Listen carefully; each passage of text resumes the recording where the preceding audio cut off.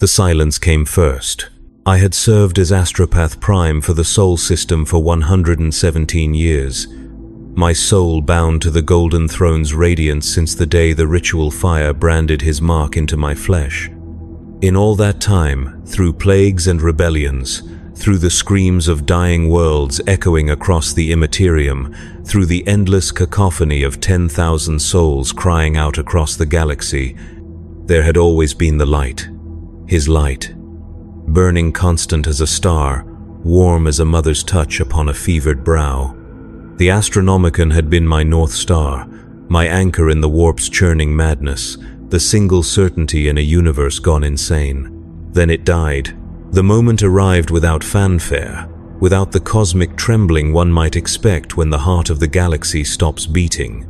I was seated in my sanctum deep beneath the Himalayan peaks, monitoring the psychic traffic flowing through Terra's orbital stations, when the sensation struck me like a physical blow. It was not pain, though pain would have been preferable. It was absence, a hollowness so profound that every nerve in my body recoiled from its touch. The warmth that had lived behind my sternum for over a century simply ceased, leaving behind a coldness that reached down into my bones and made them ache with the memory of winter on a dead world. My augmetic fingers, long since replaced after a warp burn incident decades past, trembled against the communications console. The runes displaying psychic channel activity flickered once, twice, then went dark. In the space of a heartbeat, the invisible threads connecting Terra to every corner of the Imperium simply vanished, cut clean as if by a sword stroke. I reached out with my mind, casting my consciousness into the warp as I had done countless times before. What I found there defied every principle of psychic navigation I had ever learned. The currents that had flowed in predictable patterns for 10 millennia were gone. In their place writhed something altogether more primal, more chaotic. The Imperium had become a roiling sea of raw emotion and unleashed energy, its surface broken by towering waves of pure malice that crashed against one another with the sound of screaming metal.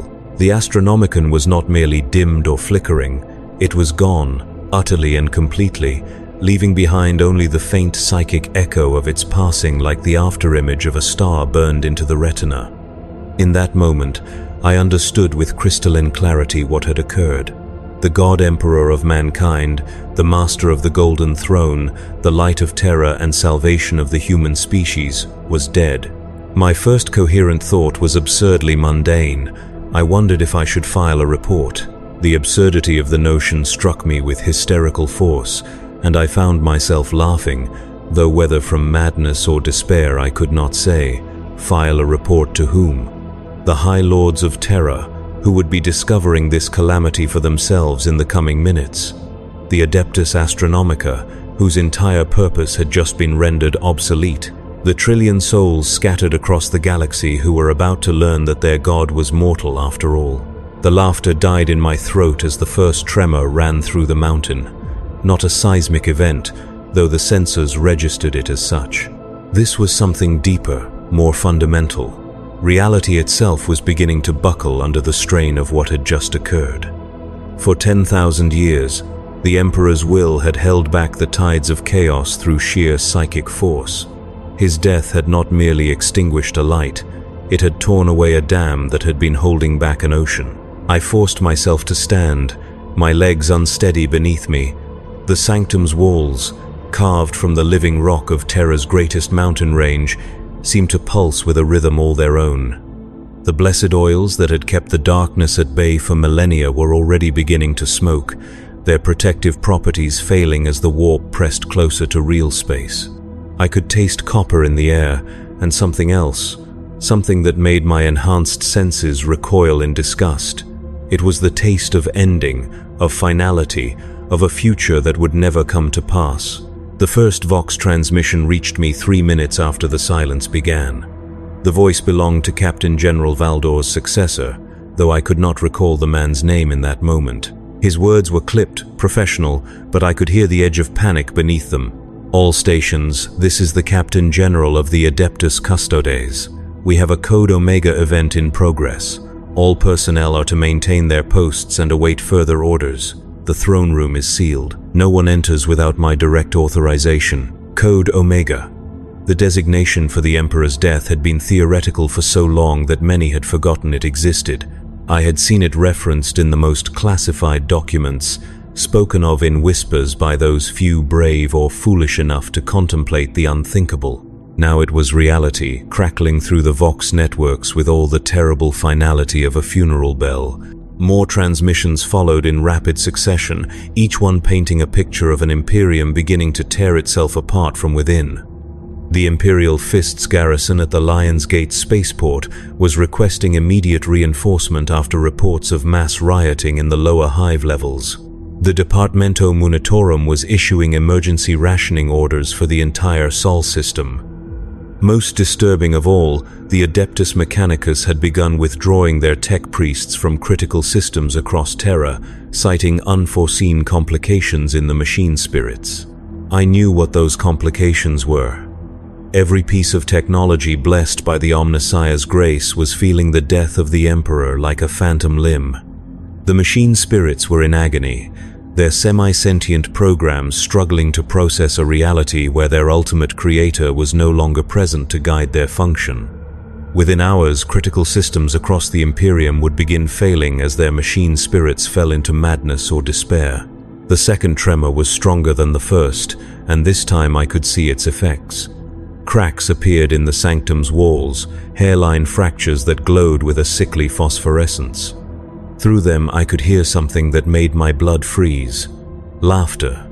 Not human laughter, but something altogether more alien, more cruel. The denizens of the warp were beginning to notice that the barriers were weakening. I activated my personal Vox link and attempted to contact my fellow astropaths stationed throughout the Sol system. The first 3 channels returned only static. The fourth gave me something worse than silence. It gave me screaming. Astropath Terminus Yellen had been stationed aboard the orbital defense platform Vigilant Guardian for the better part of 50 years. Her voice, when it finally resolved through the interference, was barely recognizable as human. She was speaking in tongues, her words a mixture of High Gothic and something that predated human language entirely. Between the gibberish, I caught fragments of meaning. The platform's void shields were fluctuating. The weapon batteries were firing at targets that did not exist. The crew was reporting visual hallucinations and spontaneous bleeding. The warp was bleeding through. I severed the connection and tried another channel. This time I reached Astropath Prime Hadrian aboard the Fortress Monastery of the Imperial Fists. His voice was calmer than Yelen's, but what he told me was infinitely more terrifying. Kador, thank the throne you're still transmitting. We have a situation here. The chapter master has ordered a full withdrawal from the outer defenses. They're pulling back to the inner keep. Withdrawal. In the Emperor's name, why? Because the outer walls are compromised. Not by enemy action, but by something else. The stone itself is becoming unstable. Chapter Librarian Taurus attempted a divination ritual an hour ago. What he saw drove him to madness. He's been restrained, but not before he started screaming about the crawling dark and the laughter in the stone. The implications struck me like a physical blow. If the Imperial Fists, the most stalwart defenders of Terra, were retreating from their posts, then the situation was far worse than I had imagined. The Fortress Monastery had stood against the siege of Terra itself, had weathered 10 millennia of war and strife without yielding so much as a single meter of ground. If they were falling back now, it meant that the enemy they faced was beyond conventional military response. What are your orders, Prime? Hadrian's voice carried the weight of desperate hope, as if my words might somehow provide a solution to the impossible. I had no orders to give. The chain of command that had sustained the Imperium for 10,000 years was crumbling along with everything else. Without the Emperor's guidance, without the Astronomican to coordinate Imperial response across the galaxy, we were not an empire anymore. We were a collection of isolated systems, each one facing the darkness alone. Maintain your position as long as possible, I told him, though the words felt hollow in my mouth, and pray that this is not the end of all things. The third tremor brought down a section of the sanctum's ceiling, showering me with ancient stone and blessed mortar. As the dust settled, I saw that the crack in the far wall had widened, and through it seeped something that was not quite light and not quite shadow.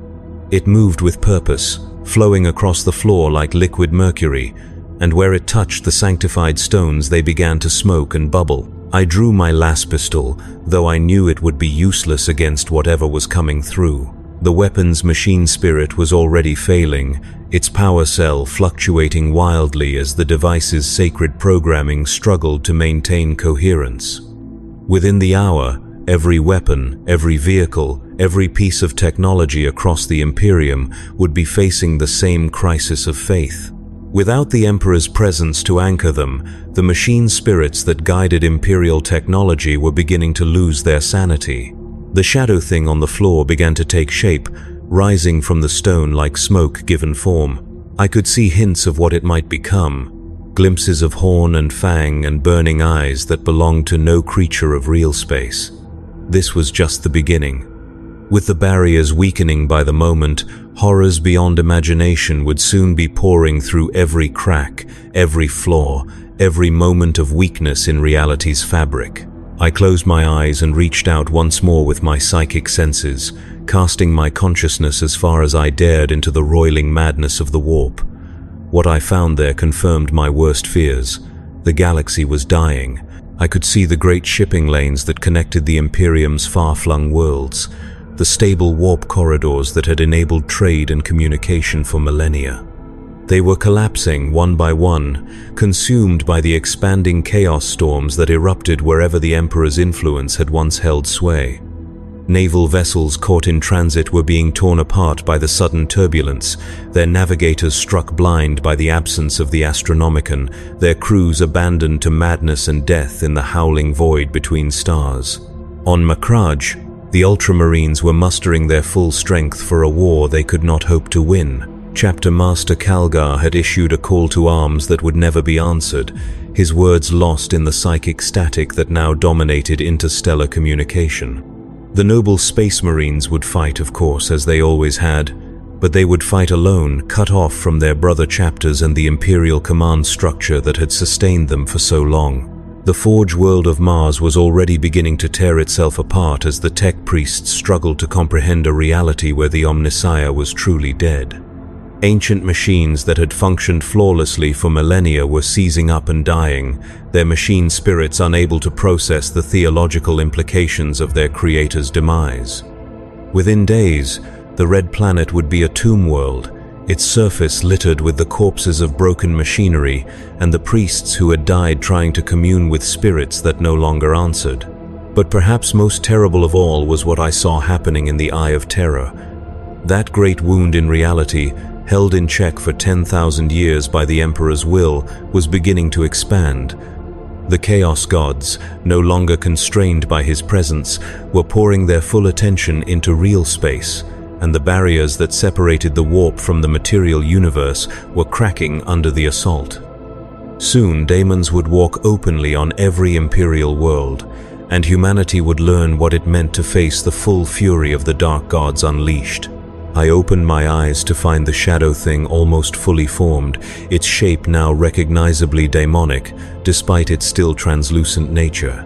It had too many limbs, each one ending in claws that dripped with an ichor that hissed and steamed where it touched the sanctified floor. Its eyes were pits of molten gold, beautiful and terrible in equal measure, and when it spoke, its voice was the sound of children weeping. "Astropath," it whispered, the words somehow managing to convey both mockery and pity. "Do you see now? Do you understand what your god's death has wrought?" I raised my las pistol, though my hand shook so badly that I could barely keep the weapon steady. "I do not speak with daemons." "No?" The creature's laughter was like breaking glass. "Then what have you been doing for the past century?" "Every message you sent, every soul whisper you guided through the warp, every prayer you offered to your corpse god, all of it filtered through our realm. We have been listening, little astropath. We have always been listening." The weapon's machine spirit finally failed, the power cell going dead with a pathetic whimper. I let it fall from my nerveless fingers, the sound of its impact lost beneath the growing rumble of the mountain's structural collapse. "What do you want?" I asked, though I dreaded the answer. "Want?" The daemon seemed genuinely puzzled by the question. "We want nothing, little astropath. We have already won. The moment your god corpse finally expired, the galaxy became ours. Every world, every ship, every soul that once sheltered behind his light now belongs to the dark gods. We need do nothing but watch as your species tears itself apart in despair and madness." Another section of the ceiling came down, and with it came more of the strange light that was not light. I could see other shapes moving within it, things with too many eyes or too few faces or appendages that defied geometric logic. The sanctum that had been my refuge for over a century was becoming a portal, a gateway through which the contents of the warp could pour into real space without constraint. I stumbled toward the exit, but the ancient blast door was sealed, its machine spirit either dead or driven mad by the psychic turmoil. The control panel sparked and died as I touched it, the blessed oils in its circuits igniting in a brief flare of holy flame before guttering out forever. "Where will you go, little astropath?" the daemon asked, its voice following me as I searched desperately for another way out. "Your mountain fortress crumbles around you. Your god is dead. Your empire burns. What refuge remains for one such as you?" The question struck deeper than any blade. For over a century my purpose had been clear. I was a servant of the Emperor, a guardian of his light, a conduit for his will across the vastness of space. Without him, what was I? What was any of us? The Imperium of man had been more than a political entity, more than a collection of worlds bound together by trade and military might. It had been a faith made manifest, a dream of human unity and purpose given form through the Emperor's divine will. Now that faith was shattered, that dream revealed as nothing more than the dying hallucination of a being who had clung to life far beyond his natural span. Humanity was alone in the darkness once more, as it had been in the Age of Strife, before the Emperor's great crusade had brought the scattered worlds back into the light. But this time would be worse, because this time we knew what we had lost. The Vox channels were alive with reports of disaster and despair from across the Sol system. The population of Terra's hive cities was in full revolt, their faith shattered by the sudden absence of the Emperor's presence. The Adeptus Arbites were fighting pitched battles in the Underhive, but their forces were hopelessly outnumbered by the rioting masses. Worse still, some of the rioters were displaying signs of mutation, their flesh reshaping itself in response to the chaotic energies now flowing freely through real space. On Luna, the gene laboratories of the Adeptus Mechanicus were in complete meltdown. The delicate genetic templates that had produced the Space Marine legions for 10 millennia were beginning to degrade, their sacred patterns corrupted by the warp's touch. Even if the Imperium somehow survived the immediate crisis, it would never again be able to create new Astartes. The Angels of Death would fight their final battles with whatever forces they had remaining, and when they fell, there would be no replacements. The orbital defense platforms that protected Terra from external threat were already showing signs of failure. Their void shields flickered intermittently as their machine spirits struggled to maintain focus, and several weapons batteries had gone offline entirely. If the forces of chaos launched an assault on the Sol system now, they would find the heart of the Imperium virtually defenseless. But perhaps most terrifying of all were the reports coming from the navigator houses. These ancient bloodlines, whose psychic gifts had enabled faster-than-light travel throughout the galaxy, were dying. Without the Astronomican to guide them, their third eyes were being burned out by the chaotic energies of the warp, leaving them blind and mad. Within hours, every navigator in the Sol system would be dead or insane, and without them, no ship would dare enter the warp. The Imperium's ability to move between stars was ending forever. A new voice broke through the chaos on the Vox channels, and my blood chilled as I recognized it. Lord Commander Militant Draken Vangorich, one of the High Lords of Terra, was speaking directly to the population of the throne world itself. Citizens of the Imperium. His voice was steady, but I could hear the desperation beneath the calm facade. We are facing a crisis of unprecedented magnitude. The Emperor, may his name be blessed, has been grievously wounded, and his recovery is uncertain. Until he is restored to full strength, all Imperial citizens are ordered to remain calm and maintain their faith. Any reports of the Emperor's death are to be considered heretical propaganda and will be punished accordingly. The lie was pathetic in its transparency, but I understood why it was necessary. If the population learned the truth, that their God Emperor was truly dead, the resulting chaos would tear apart what remained of Imperial authority within hours. Better to maintain the fiction for as long as possible, to give the High Lords time to do what? There was no contingency plan for this scenario, no protocol for the death of a god. The Imperium had been built on the assumption that the Emperor was eternal, that his light would burn forever in the darkness of space. That assumption had proven false, and now we were all paying the price for our hubris.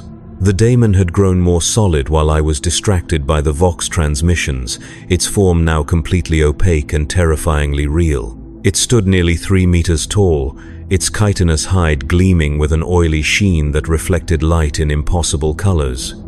When it moved, reality seemed to bend around it, as if the laws of physics were merely suggestions in its presence. "Your lords lie to preserve order," it said, its voice now carrying the weight of absolute certainty.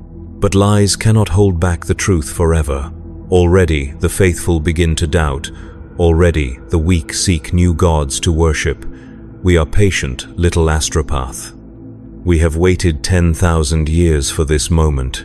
We can wait a few hours more for your species to accept its fate. I found myself thinking of the billions of Imperial citizens scattered across the galaxy, all of them suddenly cut off from the light that had guided their lives since birth. How long would it take them to realize that their prayers were no longer being answered? How long before despair gave way to rage, before faith transformed into heresy, before the desperate began reaching out to new powers that promised salvation at any price? On the agri-world of Ceres Prime, I knew that planetary governor Marcus Aurelius would be struggling to maintain order as his population descended into panic. The agricultural servitors that fed half the sector were beginning to malfunction as their machine spirits failed, threatening starvation on a scale not seen since the Age of Strife. The governor was a good man, faithful and just, but what could one man do against the collapse of everything he had ever believed in? The Forge world of Lucius would be facing a different but equally terrible crisis. The tech priests there had devoted their lives to the pursuit of knowledge, believing that understanding was a form of worship. But what happened to their faith when the object of their worship was revealed to be as mortal as any other being? Some would doubtless cling to their beliefs, insisting that the Omnissiah had merely transcended to a higher plane of existence. Others would embrace despair, seeing in the Emperor's death proof that their entire philosophy was built on falsehood. And a few, the most dangerous few, would begin to look for new sources of forbidden knowledge, turning their attention to the dark sciences of chaos. The hive world of Necromunda would probably fare better than most, in its own twisted way. The gang wars and industrial violence that were daily facts of life there had already prepared the population for a harsh existence without hope or succor. The death of the Emperor might hardly register among people who had never expected mercy from the universe in the first place. But even there, the collapse of Imperial authority would lead to unprecedented chaos as the noble houses turned on one another and the Underhive gangs carved up the corpse of civilization. And what of the Space Marine chapters? Those superhuman warriors who had served as the Imperium's sword and shield for 10 millennia. I had felt their psychic emanations earlier, the confusion and growing despair as they realized that their father Emperor was truly gone. Some chapters would remain steadfast, clinging to their duty even in the face of ultimate defeat. But others, particularly those with unstable gene seed or histories of rebellion, might see the Emperor's death as validation of their own doubts about the Imperial creed. The thought of Chaos Space Marines leading revolts across the galaxy while their loyalist brothers fought desperately to maintain order filled me with a despair so profound that I nearly collapsed under its weight. The civil wars that would follow the Emperor's death would make the Horus Heresy look like a minor border dispute. A new tremor shook the mountain, and this time I felt something crack inside my skull. The psychic pressure of the warp pressing against real space was becoming unbearable, and my enhanced senses were beginning to fail under the strain. Blood trickled from my nose and ears as the barriers in my mind, carefully constructed through decades of training and discipline, began to crumble. The daemon noticed my distress and smiled, revealing rows of teeth that gleamed like polished obsidian. "You feel it, don't you? The weight of truth pressing down upon your fragile sanity. Soon you will understand what we have always known. Order is an illusion. Law is a lie. Only chaos is eternal." I tried to block out its words, to focus on the mental exercises that had sustained me through a century of psychic trials. But the techniques that had once come as naturally as breathing now seemed impossible to execute.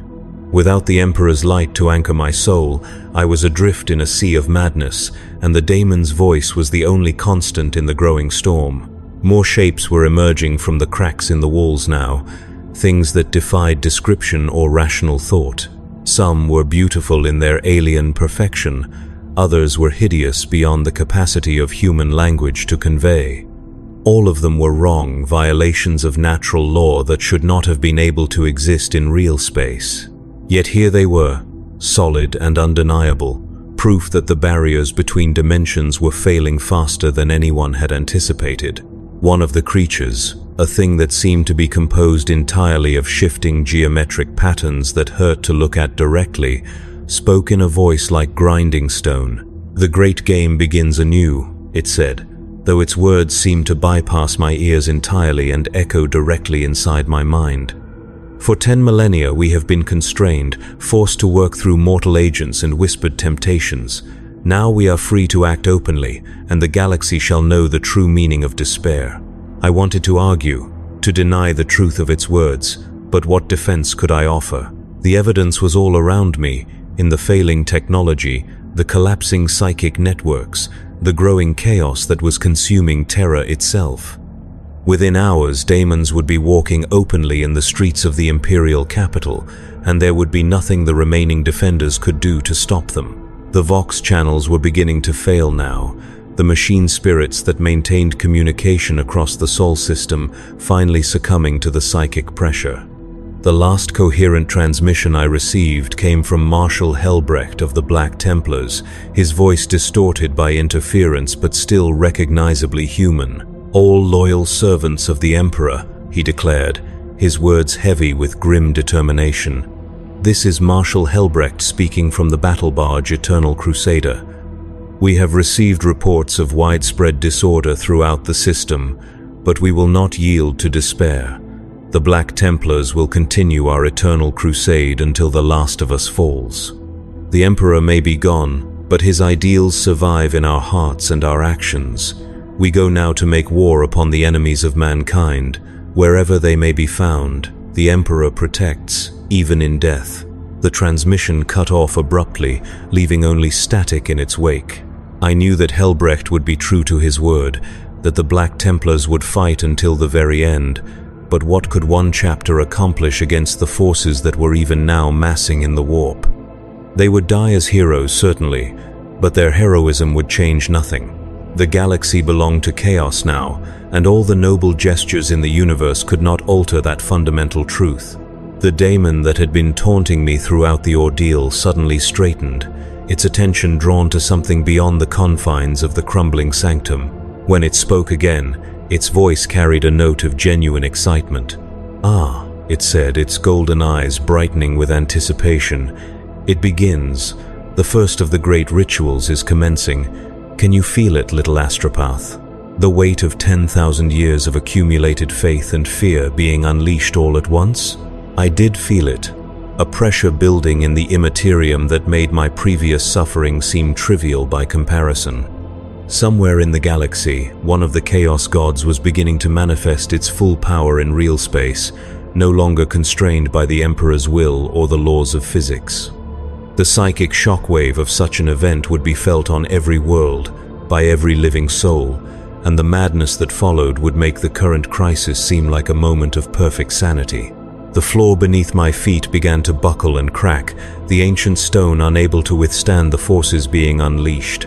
Through the widening fissures, I could see glimpses of other places, other times.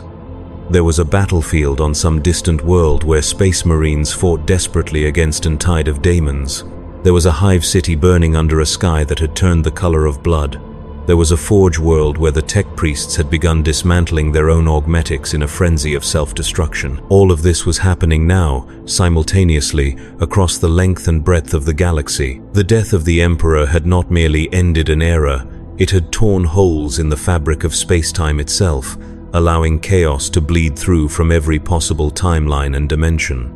Past, present, and future were becoming meaningless concepts as reality itself began to unravel. I tried to stand, to flee the sanctum before it collapsed entirely, but my legs would no longer support my weight.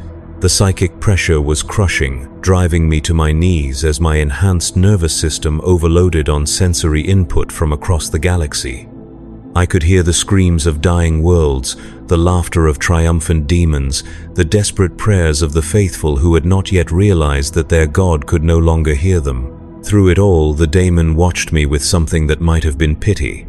"Do not struggle so, little astropath," it said, its voice oddly gentle now. "Your pain will end soon enough. When the transformation is complete, you will understand that this was never an ending but a beginning. Humanity's childhood is over. It is time to embrace a more mature relationship with the universe."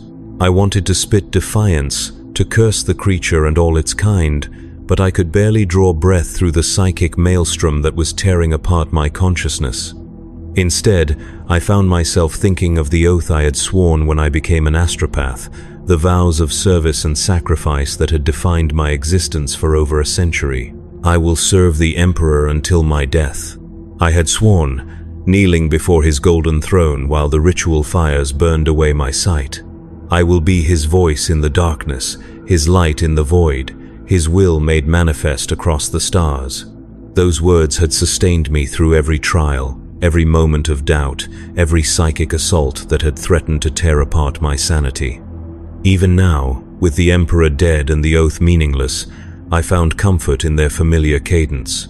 Perhaps that was what separated humanity from the daemons after all.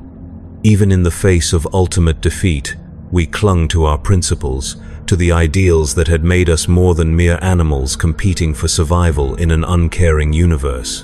The daemon seemed to sense my thoughts, and its expression shifted to one of genuine curiosity. "Fascinating," it mused, tilting its horned head to one side. "Even now, with absolute proof of your God's mortality laid before you, you maintain your faith. Tell me, little astropath, what is the point of believing in something that has demonstrably failed?" It was a fair question, one that I had asked myself in the darkest moments of my service. Why continue to serve a being who allowed such suffering to exist in his name? Why maintain faith in a system that ground billions of souls to dust in the name of order and progress? I had never found a satisfactory answer, but I had continued anyway, because the alternative was to embrace the very chaos and despair that now threatened to consume everything I had ever cared about. "Because," I said, surprised by the steadiness of my own voice, "faith is not about whether the object of that faith deserves it. Faith is about choosing to believe that things can be better than they are, even when all evidence suggests otherwise. The Emperor may be dead, but the ideals he represented can survive if we choose to carry them forward." The daemon's laughter was not mocking this time, but something closer to genuine amusement. "And what will you carry forward, little astropath? The rigid orthodoxy that stifled innovation for 10 millennia. The brutal repression that turned entire worlds into graveyards. The xenophobia that prevented your species from learning from the wisdom of others." Each accusation struck home, because each contained more than a grain of truth. The Imperium had been many things during its long existence, but it had not been kind, or just, or particularly wise. It had been a necessary evil at best, a bulwark against the darkness that had sacrificed moral purity for practical survival. Yet for all its flaws, it had been better than the alternatives. Under Imperial rule, humanity had spread across the galaxy, had built great works that would endure for millennia, had created art and literature and philosophy that elevated the soul even as the body suffered under the weight of necessity. "I will carry forward the part that mattered," I said, though I was not entirely certain what that meant. The part that said every human life has value. The part that refused to surrender to despair.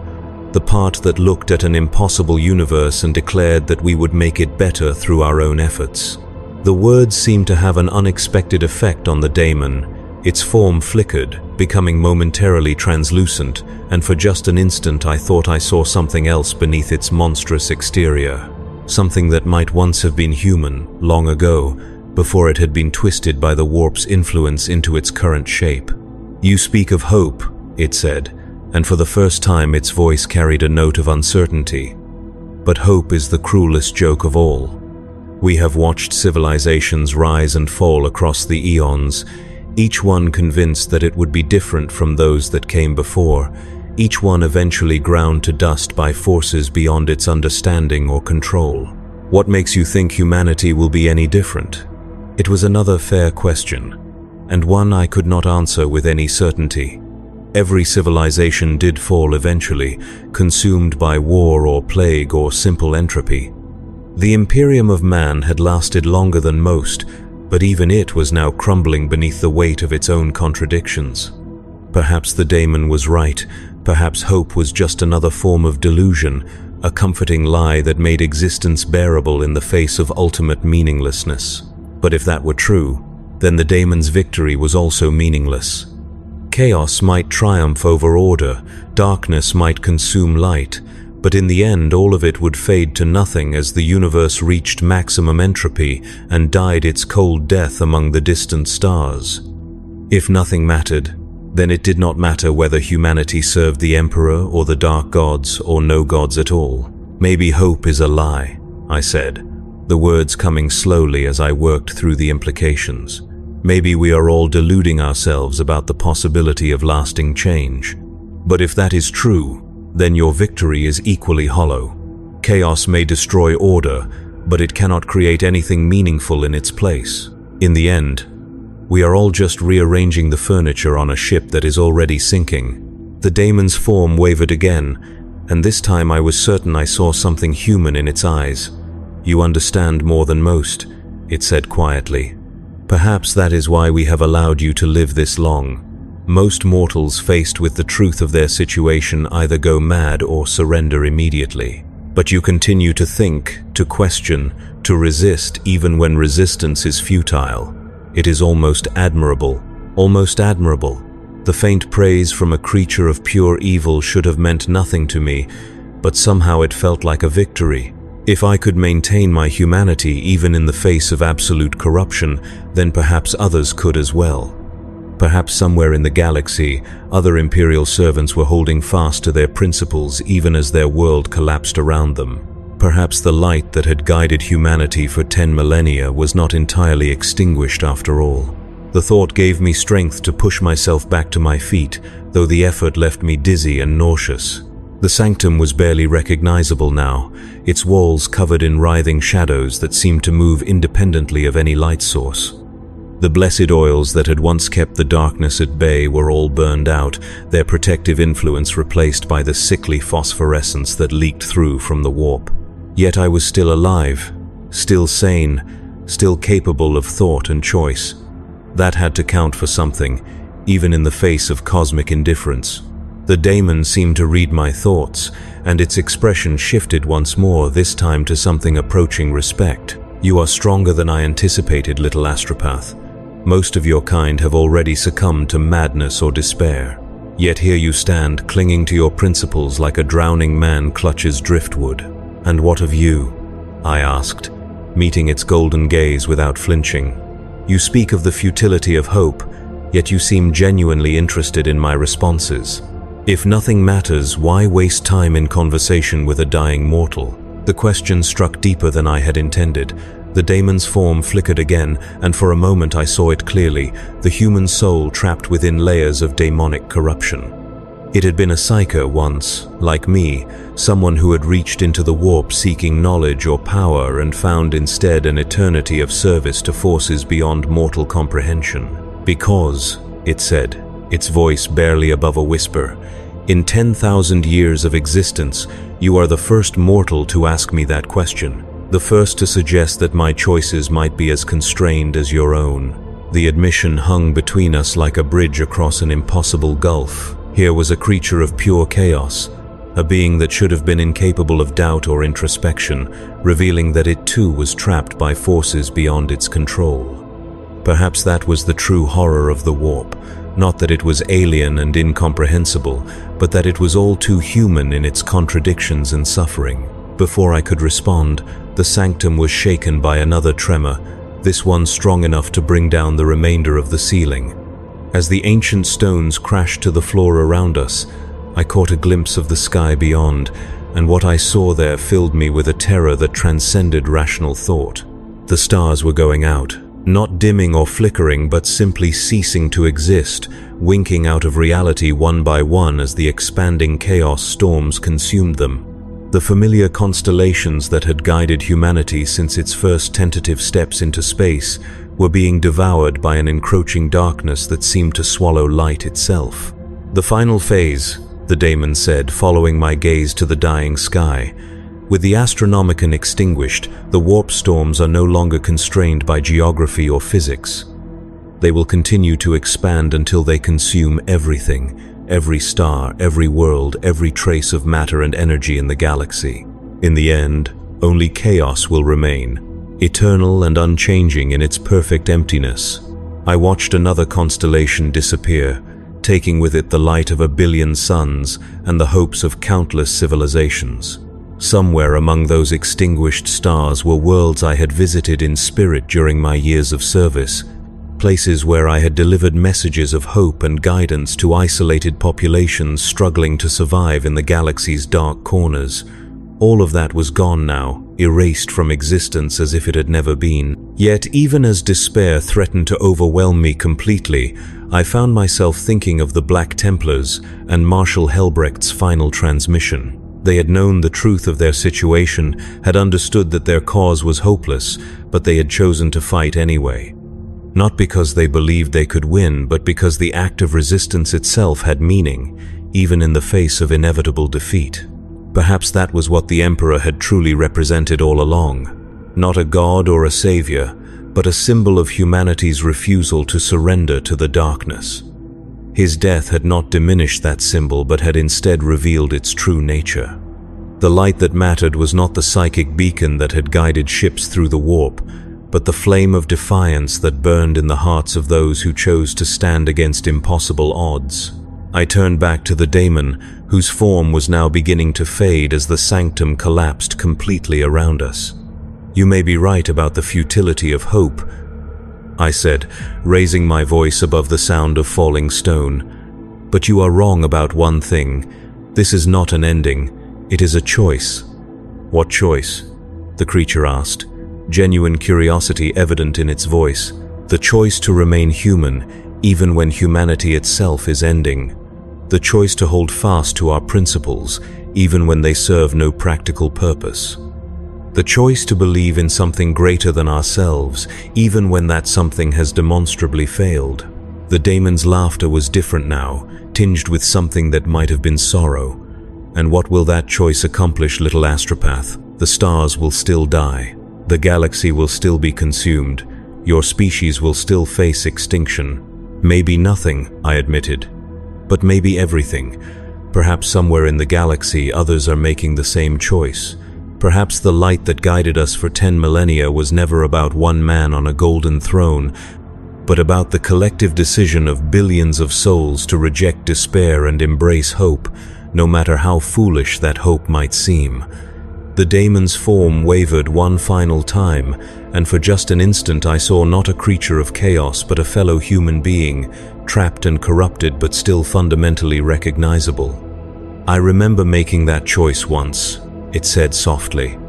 "Long ago when I was still mortal. I wonder what might have been different if I had held to it longer. Then it was gone, dissolved into the chaotic energies that now filled the air like a malignant fog. I was alone in the ruins of my sanctum, surrounded by the debris of a collapsed ceiling and the growing sound of Terra's death throes echoing through the mountain. I could have remained there, could have allowed myself to be buried beneath the rubble and avoided witnessing whatever horrors were yet to come. But that would have been surrender, and surrender was the one thing I could not allow myself, not while consciousness remained. Instead, I began picking my way through the debris, searching for a path to the surface. It took me nearly an hour to climb through the collapsed passages and emergency shafts that had once provided access to my sanctum. By the time I finally emerged into the open air, the transformation of Terra was already far advanced. The sky had turned the color of old blood, shot through with veins of sickly green that pulsed with their own internal light.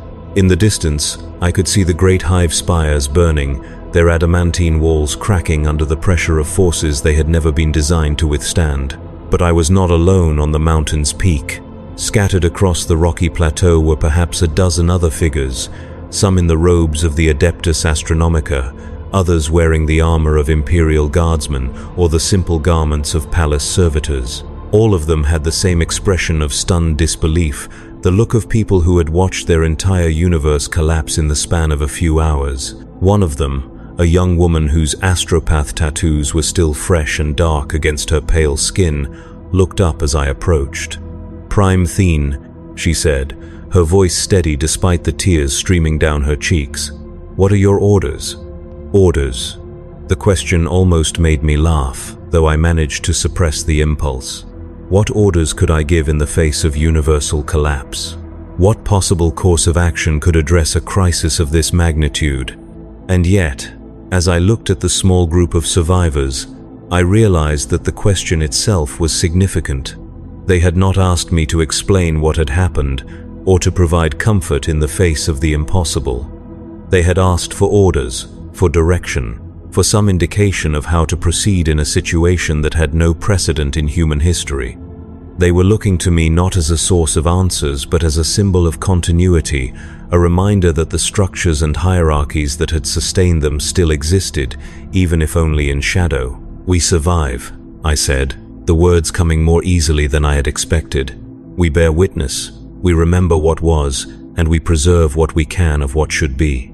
It was not much of a plan, perhaps not even a plan at all, but it was something to hold on to in the chaos that was consuming everything we had ever known. One by one, the other survivors nodded their understanding, and I saw in their eyes the same flame of defiance that had sustained me through my confrontation with the daemon. We were the last remnants of the Imperium of man, a handful of broken souls clinging to the memory of a dead dream.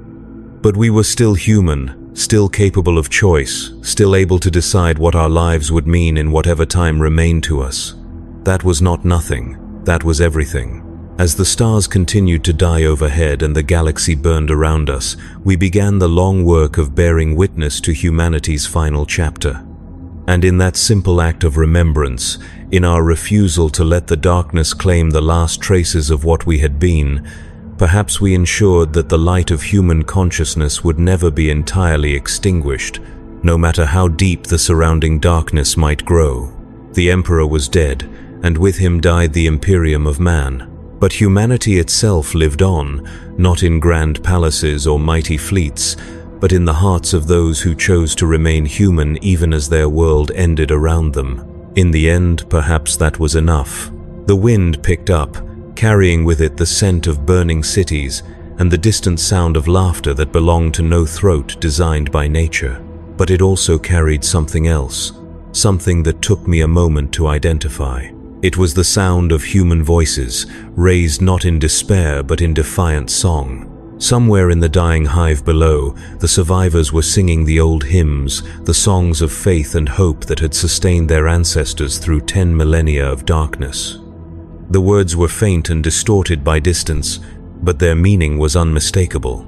"The Emperor protects," they sang, their voices growing stronger with each repetition. "The Emperor protects. The Emperor protects."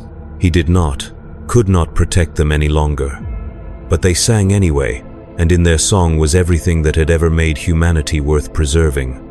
Not perfection, not victory, but the stubborn refusal to surrender hope, even in the face of absolute defeat. I closed my eyes and added my own voice to theirs, letting the familiar words carry away some small portion of the pain that had settled in my chest like a physical weight. Around me, I heard the other survivors join in, their voices blending with mine and with the distant chorus until it seemed as if all of Terra was singing together one final time. When the song ended, silence fell across the mountain, broken only by the wind and the distant sounds of a world in its death throes. But the silence was different now, not empty but expectant, as if the universe itself was waiting to see what choice humanity would make in its final moments. We chose to endure, we chose to remember, we chose to remain human, no matter what the cost. And in that choice, perhaps the Emperor found the immortality that had eluded him in life, not as a god ruling from a golden throne, but as an idea, a symbol of everything that was best in the human spirit. The Imperium might fall, the galaxy might burn, but as long as even one human soul remembered what it meant to hope in the face of despair, he would live on. The daemon had been wrong about one thing: this was not an ending. It was a beginning.